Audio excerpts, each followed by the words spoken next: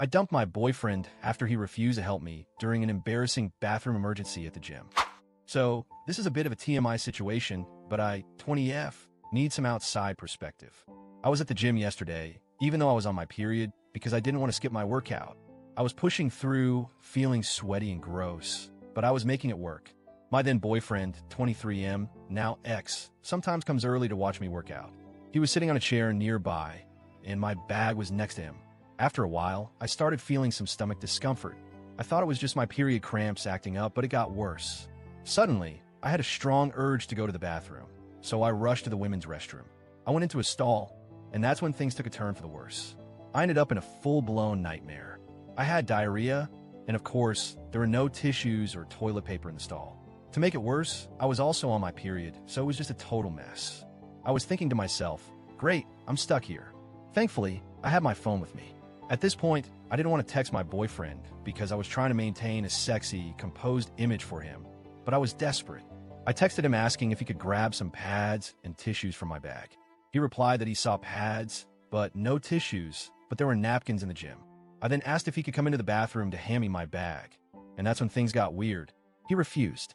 He said he wouldn't go into the women's restroom because he didn't want to be seen as a creep. I tried suggesting that he just stand outside and hand my bag to any woman coming in, but he said that was also weird, and he wouldn't do that either. I was stuck, so I waited for what felt like forever until 3 women walked in. I felt embarrassed, but I had no choice. I asked one of them for help, and she kindly gave me pads and tissues. When I got home, I couldn't stop thinking about it. I ended up breaking up with him via video chat. He begged me not to end it, but I ignored his calls. I just didn't want to be around him anymore. Now, my best friend, 19F, is saying I was too harsh. She said there was no way to handle the situation without it being awkward, and that some guys just get the ick from periods. She thinks I should have been more understanding.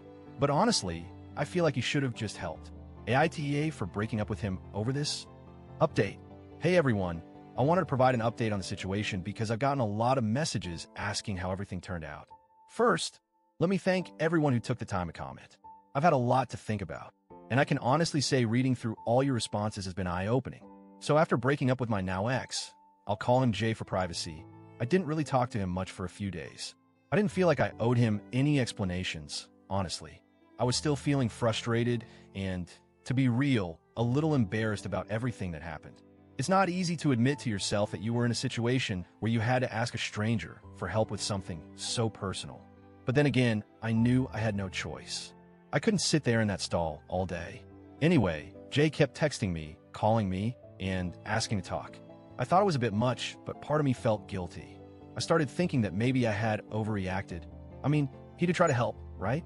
He tried to offer napkins and stuff, but his refusal to just help me out when I was in the worst situation of my life, it didn't sit right with me.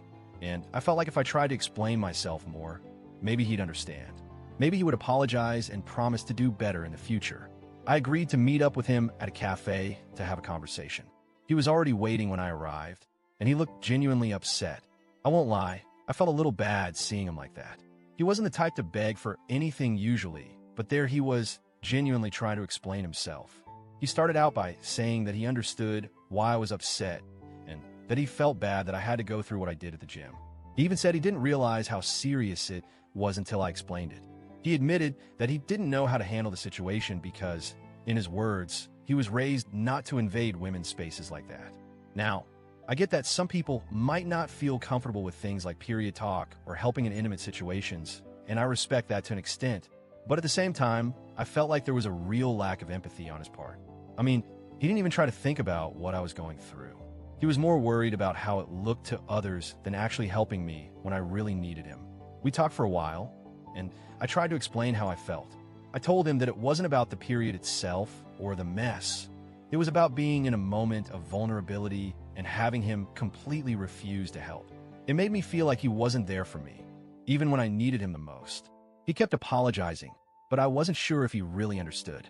He said that he would have done anything if it was a different situation, if I were hurt, or if someone needed help in some other way, but periods and bodily functions weren't something he was used to dealing with. He even said he wasn't prepared for something like that. That's when I realized we were just on different wavelengths, and it wasn't about this one incident anymore. It was about our relationship in general. I couldn't ignore how he reacted in that moment, and I couldn't pretend it didn't bother me.